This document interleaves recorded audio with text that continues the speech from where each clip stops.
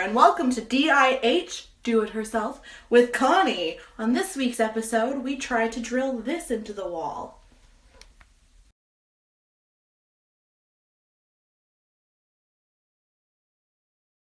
First things first, figure out where you want it to be, and then find a pencil crayon, orange in this case because I couldn't find a real person pencil, and mark where you want it.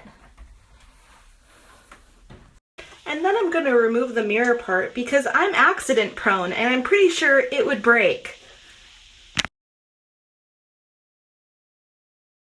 Then you're going to make a starter hole with the drill, but first you're going to screw up and have the drill going the other way so the screw flies out of the drill. It's a fun learning process.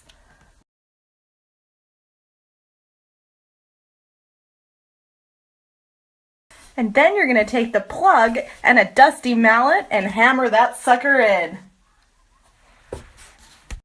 Then you realize you're working with a 2x4 and can ditch these.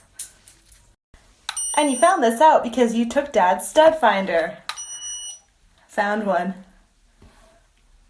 So then you just get to drill it into the wall. Once that's drilled in, now you can put the mirror back.